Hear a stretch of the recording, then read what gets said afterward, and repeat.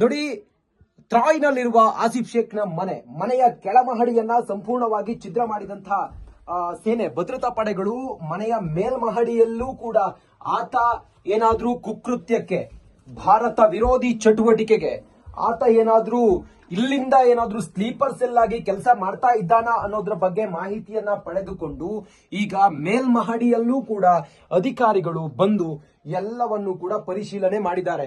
ನೋಡಿ, ಇದು store room ಅಂತ ಅನ್ಸುತ್ತೆ. ಇಲ್ಲೆಲ್ಲವೂ ಕೂಡ ಪರಿಶೀಲನೆ ಮಾಡಿದ್ದಾರೆ. ಇನ್ನೂ ಕೂಡ ಮುಂದಿನ ಮೇಲ್ಮಹಡಿ ನೋಡಿ, ನಾ ಒಳಗಡೆ ಹೋಗ್ತಾ ಇದ್ದೀನಿ.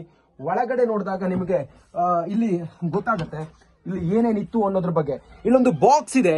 ಆ ಬಾಕ್ಸ್ ಅನ್ನ ಓಪನ್ ಮಾಡಿ ನೋಡಿದ್ದಾರೆ. ಏನಾದ್ರೂ ಇದೆಯಾ ಏನು ಎತ್ತ ಅನ್ನೋದ್ರ ಬಗ್ಗೆ ಓಪನ್ ಮಾಡಿ ನೋಡಿದ್ದಾರೆ. ಏನು ಇಲ್ಲ, ಬಟ್ಟೆಗಳು ಮಾತ್ರ ಇದಾವೆ. ಇಷ್ಟೊಂದು ಬಟ್ಟೆಗಳೆಲ್ಲ ಏನು ಎತ್ತ ಅನ್ನೋದು. ಇಲ್ಲೊಂದು ಬಾಗಿಲಿದೆ, ಬಾಗಿಲನ್ನ ಪುಡಿ ಮಾಡಿದ್ದಾರೆ. ಹಾಗೆ ಈ ಮೇಲ್ಮಹಡಿಯಲ್ಲಿ ಇದ್ದಂತಹ ಏನು ಟ್ಯಾಂಕ್ ಇದೆ, ಆ ಟ್ಯಾಂಕ್ ಅನ್ನ ಪುಡಿ ಮಾಡಿ ಹಾಕಿದ್ದಾರೆ. ಅಕ್ಕಪಕ್ಕ ಎಲ್ಲ ಮನೆ ಇದೆ ನೋಡಿ, ಅಕ್ಕಪಕ್ಕ ಎಲ್ಲ ಮನೆಗಳಿದೆ. ಈ ಭಯೋತ್ಪಾದಕರು ಅಥವಾ ಈ ದೇಶ ವಿರೋಧಿ ಚಟುವಟಿಕೆಯನ್ನ ಮಾಡುವಂತ ಇವರು ಇದಾರಲ್ಲ, ಇವರು ಎಲ್ಲರ ನಡುವೆನೇ ಇರ್ತಾರೆ. ಎಲ್ಲರ ನಡುವೆನೇ ಇದ್ದು ಇವರು ವಿಧ್ವಂಸಕ ಕೃತ್ಯವನ್ನ ಮಾಡ್ತಾರೆ. ಹೇಗೆ ಪಾಕ್ ಭಯೋತ್ಪಾದಕರಿಗೆ ಅಥವಾ ಈ ಉಗ್ರರಿಗೆ ಇವರು ಒಳಗಡೆ ಇದ್ದು ಎಲ್ಲವನ್ನು ಕೂಡ ಸಹಕಾರ ಕೊಡ್ತಾರೆ. ಈ ಆಸಿಫ್ ಶೇಖ್ ಮತ್ತೆ ಅದಿಲ್ ತೋಹರ್ ಅನ್ನೋ ಈ ಉಗ್ರರು ಇದೇ ಕೆಲಸ ಮಾಡಿದ್ರು. ಅಕ್ಕಪಕ್ಕ ಇದ್ದಂತ ಮನೆಗಳನ್ನೆಲ್ಲ ತಾವು ಗಮನಿಸ್ತಾ ಇದ್ರಿ. ಅಲ್ಲೆಲ್ಲ ಕುತೂಹಲದಿಂದ ನೋಡ್ತಾ ಇದ್ದಾರೆ, ಏನಾಗಿದೆ ಅನ್ನೋದನ್ನ ಕುತೂಹಲದಿಂದ ನೋಡ್ತಾ ಇದ್ದಾರೆ. ಆದ್ರೆ ಇವರು ಮಾತ್ರ ದೇಶ ವಿರೋಧಿ ಚಟುವಟಿಕೆಯನ್ನ ಮಾಡ್ತಾ ಇದ್ರು ಅನ್ನುವ ಮಾಹಿತಿ ಯಾರಿಗೂ ಗೊತ್ತಾಗೋದಿಲ್ಲ. ಆದ್ರೆ ಅವರ ಖಚಿತ ಮಾಹಿತಿ ಏನು ಭದ್ರತಾ ಪಡೆಗಳಿಗಿತ್ತು. ಹಾಗಾಗಿ ಬಂದು ಭದ್ರತಾ ಪಡೆಗಳು ಎಲ್ಲವನ್ನ ಧ್ವಂಸ ಮಾಡಿದ್ದಾರೆ. ಸದ್ಯಕ್ಕೆ ಹುಡುಕಿ ಯಾವ ಗವಿಯಲ್ಲಿದ್ರೂ ಕೂಡ ಅವರನ್ನ ಬಿಡದೆ ಹುಡುಕಿ ಈಗ ಕಾರ್ಯಾಚರಣೆಯನ್ನ ಮಾಡ್ತಾ ಎಲ್ಲರನ್ನು ಕೂಡ ಹೆಣೆಮುರಿ ಕಟ್ತಾ ಇದ್ದಾರೆ. ಸದ್ಯಕ್ಕಂತೂ ಆ ಅಮಾಯಕರನ್ನ ಅಮಾನವೀಯವಾಗಿ ಕೊಂದಂತಹ ಘಟನೆ ಇದೆಯಲ್ಲ, ಎಲ್ಲರನ್ನು ಕೂಡ ರೊಚ್ಚಿಗೆಳಿಸಿದೆ. ಭಾರತ ಅಂತೂ ಇದಕ್ಕೆ ಪ್ರತೀಕಾರವನ್ನ ತೆಗೆದುಕೊಳ್ಳುತ್ತೆ. ಅದು ಯಾವ ರೀತಿಯಾಗಿರುತ್ತೆ ಅಂತ ಹೇಳಿದ್ರೆ ಮೊದಲ ಹಂತದ ಪ್ರತೀಕಾರ ಅಂತ ಅನ್ಸುತ್ತೆ ಇದು. ನೋಡಿ, ನೀವು ಗಮನಿಸ್ತಾ ಇದ್ದೀರಲ್ಲ, ಇಲ್ಲಿಯೂ ಕೂಡ ಹಾಗೇನೆ, ಇಲ್ಲಿಯೂ ಕೂಡ ಎಲ್ಲವನ್ನು ಕೂಡ ಛಿದ್ರ ಮಾಡಿದ್ದಾರೆ. ಇಲ್ಲೊಂದು ಒಳಗಡೆ ಹೋಗ್ತೀನಿ ನಾನು. ಒಳಗಡೆ ಏನಿದೆ ಅನ್ನೋದನ್ನ ನೋಡೋಣ. ನೋಡಿ, ಇಲ್ಲಿ ನೀವು ಗಮನಿಸಬಹುದು, ಮನೆ ಒಳಗಡೆ ಬಂದಾಗ ಕೆಲವು ವಸ್ತುಗಳನ್ನ, ಅಂದ್ರೆ ಬೀರ್ನಲ್ಲಿ ಇರುವಂತ ವಸ್ತುಗಳು ಎಲ್ಲವನ್ನು ಕೂಡ ನೋಡಿ ಪರಿಶೀಲನೆ ಮಾಡಿದ್ದಾರೆ. ಏನಾದ್ರೂ ಇದೆಯಾ, ವೆಪನ್ಗಳೇನಾದ್ರೂ ಅಡಗಿಸಿಟ್ಟಿದ್ದಾರೆ ಅನ್ನೋದ್ರ ಬಗ್ಗೆಯೂ ಕೂಡ ಮಾಹಿತಿಯನ್ನ ಪಡೆದಿದ್ದಾರೆ. ಈ ಗೋಡೆಯನ್ನ ಭದ್ರತಾ ಪಡೆಗಳು ಒಡೆದಿರೋದನ್ನ ನೋಡಿ ಏನಾದ್ರೂ ಒಳಗಡೆ ಇರ್ಬೋದೇನೋ ಅನ್ನೋದ್ರ ಬಗ್ಗೆಯೂ ಕೂಡ ಮಾಹಿತಿಯನ್ನ ಪಡಿತಾ ಗೋಡೆಯನ್ನು ಕೂಡ ಒಡೆದು ಹಾಕಿದ್ದಾರೆ. ಆ ಮೂಲಕ ಈ ಕುಕೃತ್ಯವನ್ನ ಮಾಡುವಂತ ಈ ಭಯೋತ್ಪಾದಕರು ಯಾವುದಕ್ಕೂ ಕೂಡ ಹೇಸೋದಿಲ್ಲ, ಏನ್ ಮಾಡೋದಕ್ಕೂ ಕೂಡ ರೆಡಿ ಇರ್ತಾರೆ.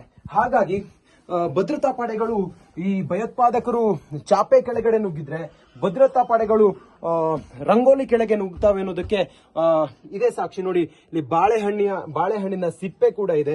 ಬಹುಶಃ ಇಲ್ಲಿ ಅವರೆಲ್ಲ ವಾಸ ಇದ್ರು ಅಂತ ಅನ್ಸುತ್ತೆ. ವಾಸ ಇದ್ರು ಅಂತ ಹೇಳಿದ್ರೆ ಮೇಲ್ಗಡೆನೂ ಕೂಡ ಇದ್ರು ಅಂತ ಅನ್ಸುತ್ತೆ. ಇದು ಮೇಲಿನ ಮಹಡಿಯಲ್ಲಿ ಬಟ್ಟೆಗಳನ್ನೆಲ್ಲ ಒಣಗಿಸಿದ್ದಾರೆ. ಅದ್ರ ಜೊತೆಗೆ ಏನಾದ್ರೂ ಸ್ಫೋಟಕಗಳಿದ್ದಾವ ಅನ್ನೋದ್ರ ಬಗ್ಗೆಯೂ ಕೂಡ ಇಲ್ಲಿ ಮಾಹಿತಿಯನ್ನ ಪಡ್ಕೊಂಡಿದ್ದಾರೆ. ನೋಡಿ, ಇಲ್ಲಿದ್ದಂತ ವಸ್ತುಗಳೆಲ್ಲವೂ ಕೂಡ ಚಲಾಪಿಲಿಯಾಗಿ ಬಿದ್ದಿರೋದು. ಇದು ಭಯೋತ್ಪಾದಕ ಕೃತ್ಯದಲ್ಲಿ ಭಾಗಿಯಾದಂತ ಆಸಿಫ್ ಶೇಖ್ ಮತ್ತೆ ಅದಿಲ್ ತೋಮರ್ನ ಮನೆಯನ್ನೇನು ಛಿದ್ರ ಮಾಡಿದ್ದಾರೆ, ಪುಡಿ ಮಾಡಿದ್ದಾರೆ ಭದ್ರತಾ ಪಡೆಗಳು.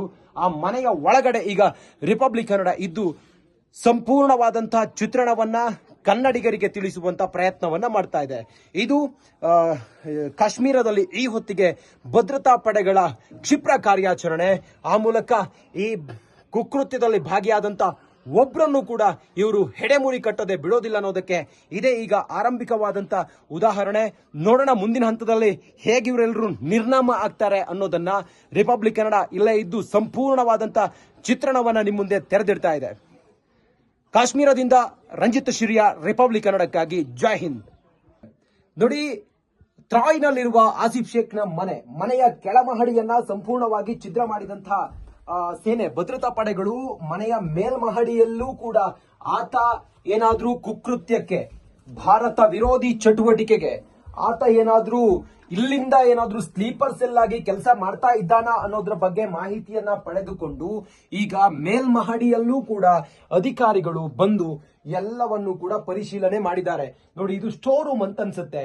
ಇಲ್ಲೆಲ್ಲವೂ ಕೂಡ ಪರಿಶೀಲನೆ ಮಾಡಿದ್ದಾರೆ. ಇನ್ನೂ ಕೂಡ ಮುಂದಿನ ಮೇಲ್ಮಹಡಿ ನೋಡಿ, ನಾ ಒಳಗಡೆ ಹೋಗ್ತಾ ಇದ್ದೀನಿ.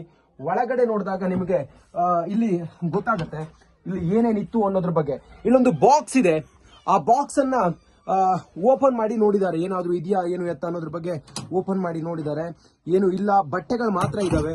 ಇಷ್ಟೊಂದು ಬಟ್ಟೆಗಳೆಲ್ಲ ಏನು ಎತ್ತ ಅನ್ನೋದು. ಇಲ್ಲೊಂದು ಬಾಗಿಲಿದೆ, ಬಾಗಿಲನ್ನ ಪುಡಿ ಮಾಡಿದ್ದಾರೆ. ಹಾಗೆ ಈ ಮೇಲ್ಮಹಡಿಯಲ್ಲಿ ಇದ್ದಂತಹ ಏನು ಟ್ಯಾಂಕ್ ಇದೆ, ಆ ಟ್ಯಾಂಕ್ ಅನ್ನ ಪುಡಿ ಮಾಡಿ ಹಾಕಿದ್ದಾರೆ. ಅಕ್ಕಪಕ್ಕ ಎಲ್ಲ ಮನೆ ಇದೆ ನೋಡಿ, ಅಕ್ಕಪಕ್ಕ ಎಲ್ಲ ಮನೆಗಳಿದೆ. ಈ ಭಯೋತ್ಪಾದಕರು ಅಥವಾ ಈ ದೇಶ ವಿರೋಧಿ ಚಟುವಟಿಕೆಯನ್ನ ಮಾಡುವಂತ ಇವ್ರು ಇದಾರಲ್ಲ, ಇವರು ಎಲ್ಲರ ನಡುವೆನೇ ಇರ್ತಾರೆ. ಎಲ್ಲರ ನಡುವೆನೇ ಇದ್ದು ಇವರು ವಿಧ್ವಂಸಕ ಕೃತ್ಯವನ್ನ ಮಾಡ್ತಾರೆ. ಹೇಗೆ ಪಾಕ್ ಭಯೋತ್ಪಾದಕರಿಗೆ ಅಥವಾ ಈ ಉಗ್ರರಿಗೆ ಇವರು ಒಳಗಡೆ ಇದ್ದು ಎಲ್ಲವನ್ನು ಕೂಡ ಸಹಕಾರ ಕೊಡ್ತಾರೆ. ಈ ಆಸಿಫ್ ಶೇಖ್ ಮತ್ತೆ ಅದಿಲ್ ತೋಹರ್ ಅನ್ನೋ ಈ ಉಗ್ರರು ಇದೇ ಕೆಲಸ ಮಾಡಿದ್ರು. ಅಕ್ಕಪಕ್ಕ ಇದ್ದಂತ ಮನೆಗಳನ್ನೆಲ್ಲ ತಾವು ಗಮನಿಸ್ತಾ ಇದ್ರಿ, ಅಲ್ಲೆಲ್ಲ ಕುತೂಹಲದಿಂದ ನೋಡ್ತಾ ಇದ್ದಾರೆ, ಏನಾಗಿದೆ ಅನ್ನೋದನ್ನ ಕುತೂಹಲದಿಂದ ನೋಡ್ತಾ ಇದ್ದಾರೆ. ಆದ್ರೆ ಇವರು ಮಾತ್ರ ದೇಶ ವಿರೋಧಿ ಚಟುವಟಿಕೆಯನ್ನ ಮಾಡ್ತಾ ಇದ್ರು ಅನ್ನುವ ಮಾಹಿತಿ ಯಾರಿಗೂ ಗೊತ್ತಾಗೋದಿಲ್ಲ. ಆದ್ರೆ ಅವರ ಖಚಿತ ಮಾಹಿತಿ ಏನು ಭದ್ರತಾ ಪಡೆಗಳಿಗಿತ್ತು. ಹಾಗಾಗಿ ಬಂದು ಭದ್ರತಾ ಪಡೆಗಳು ಎಲ್ಲವನ್ನ ಧ್ವಂಸ ಮಾಡಿದ್ದಾರೆ. ಸದ್ಯಕ್ಕೆ ಹುಡುಕಿ ಯಾವ ಗವಿಯಲ್ಲಿದ್ರೂ ಕೂಡ ಅವರನ್ನ ಬಿಡದೆ ಹುಡುಕಿ ಈಗ ಕಾರ್ಯಾಚರಣೆಯನ್ನ ಮಾಡ್ತಾ ಎಲ್ಲರನ್ನು ಕೂಡ ಹೆಡೆಮುರಿ ಕಟ್ತಾ ಇದ್ದಾರೆ. ಸದ್ಯಕ್ಕಂತೂ ಆ ಅಮಾಯಕರನ್ನ ಅಮಾನವೀಯವಾಗಿ ಕೊಂದಂತಹ ಘಟನೆ ಇದೆಯಲ್ಲ, ಎಲ್ಲರನ್ನು ಕೂಡ ರೊಚ್ಚಿಗೆಳಿಸಿದೆ. ಭಾರತ ಅಂತೂ ಇದಕ್ಕೆ ಪ್ರತೀಕಾರವನ್ನ ತೆಗೆದುಕೊಳ್ಳುತ್ತೆ. ಅದು ಯಾವ ರೀತಿಯಾಗಿರುತ್ತೆ ಅಂತ ಹೇಳಿದ್ರೆ ಮೊದಲ ಹಂತದ ಪ್ರತೀಕಾರ ಅಂತ ಅನ್ಸುತ್ತೆ ಇದು. ನೋಡಿ, ನೀವು ಗಮನಿಸ್ತಾ ಇದ್ದೀರಲ್ಲ, ಇಲ್ಲಿಯೂ ಕೂಡ ಹಾಗೇನೆ, ಇಲ್ಲಿಯೂ ಕೂಡ ಎಲ್ಲವನ್ನು ಕೂಡ ಚಿತ್ರ ಮಾಡಿದ್ದಾರೆ. ಇಲ್ಲೊಂದು ಒಳಗಡೆ ಹೋಗ್ತೀನಿ ನಾನು, ಒಳಗಡೆ ಏನಿದೆ ಅನ್ನೋದನ್ನ ನೋಡೋಣ. ನೋಡಿ, ಇಲ್ಲಿ ನೀವು ಗಮನಿಸಬಹುದು, ಮನೆ ಒಳಗಡೆ ಬಂದಾಗ ಕೆಲವು ವಸ್ತುಗಳನ್ನ, ಅಂದ್ರೆ ಬೀರ್ನಲ್ಲಿ ಇರುವಂತ ವಸ್ತುಗಳು ಎಲ್ಲವನ್ನು ಕೂಡ ನೋಡಿ ಪರಿಶೀಲನೆ ಮಾಡಿದ್ದಾರೆ. ಏನಾದ್ರೂ ಇದೆಯಾ, ವೆಪನ್ಗಳೇನಾದ್ರೂ ಅಡಗಿಸಿಟ್ಟಿದ್ದಾರೆ ಅನ್ನೋದ್ರ ಬಗ್ಗೆಯೂ ಕೂಡ ಮಾಹಿತಿಯನ್ನ ಪಡೆದಿದ್ದಾರೆ. ಈ ಗೋಡೆಯನ್ನ ಭದ್ರತಾ ಪಡೆಗಳು ಒಡೆದಿರೋದನ್ನ ನೋಡಿ ಏನಾದ್ರೂ ಒಳಗಡೆ ಇರ್ಬೋದೇನೋ ಅನ್ನೋದ್ರ ಬಗ್ಗೆಯೂ ಕೂಡ ಮಾಹಿತಿಯನ್ನ ಪಡಿತಾ ಗೋಡೆಯನ್ನು ಕೂಡ ಒಡೆದು ಹಾಕಿದ್ದಾರೆ. ಆ ಮೂಲಕ ಈ ಕುಕೃತ್ಯವನ್ನ ಮಾಡುವಂತ ಈ ಭಯೋತ್ಪಾದಕರು ಯಾವುದಕ್ಕೂ ಕೂಡ ಹೇಸೋದಿಲ್ಲ, ಏನ್ ಮಾಡೋದಕ್ಕೂ ಕೂಡ ರೆಡಿ ಇರ್ತಾರೆ. ಹಾಗಾಗಿ ಭದ್ರತಾ ಪಡೆಗಳು ಈ ಭಯೋತ್ಪಾದಕರು ಚಾಪೆ ಕೆಳಗಡೆ ನುಗ್ಗಿದ್ರೆ ಭದ್ರತಾ ಪಡೆಗಳು ರಂಗೋಲಿ ಕೆಳಗೆ ನುಗ್ತಾವೆ ಅನ್ನೋದಕ್ಕೆ ಇದೇ ಸಾಕ್ಷಿ. ನೋಡಿ, ಇಲ್ಲಿ ಬಾಳೆಹಣ್ಣಿನ ಸಿಪ್ಪೆ ಕೂಡ ಇದೆ. ಬಹುಶಃ ಇಲ್ಲಿ ಅವರೆಲ್ಲ ವಾಸ ಇದ್ರು ಅಂತ ಅನ್ಸುತ್ತೆ. ವಾಸ ಇದ್ರು ಅಂತ ಹೇಳಿದ್ರೆ ಮೇಲ್ಗಡೆನೂ ಕೂಡ ಇದ್ರು ಅಂತ ಅನ್ಸುತ್ತೆ. ಇದು ಮೇಲಿನ ಮಹಡಿಯಲ್ಲಿ ಬಟ್ಟೆಗಳನ್ನೆಲ್ಲ ಒಣಗಿಸಿದ್ದಾರೆ. ಅದ್ರ ಜೊತೆಗೆ ಏನಾದ್ರೂ ಸ್ಫೋಟಕಗಳಿದ್ದಾವ ಅನ್ನೋದ್ರ ಬಗ್ಗೆಯೂ ಕೂಡ ಇಲ್ಲಿ ಮಾಹಿತಿಯನ್ನ ಪಡ್ಕೊಂಡಿದ್ದಾರೆ. ನೋಡಿ, ಇಲ್ಲಿದ್ದಂತ ವಸ್ತುಗಳೆಲ್ಲವೂ ಕೂಡ ಚಲಾಪಿಲಿಯಾಗಿ ಬಿದ್ದಿರೋದು. ಇದು ಭಯೋತ್ಪಾದಕ ಕೃತ್ಯದಲ್ಲಿ ಭಾಗಿಯಾದಂತ ಆಸಿಫ್ ಶೇಖ್ ಮತ್ತೆ ಅದಿಲ್ ತೋಮರ್ನ ಮನೆಯನ್ನೇನು ಛಿದ್ರ ಮಾಡಿದ್ದಾರೆ, ಪುಡಿ ಮಾಡಿದ್ದಾರೆ ಭದ್ರತಾ ಪಡೆಗಳು.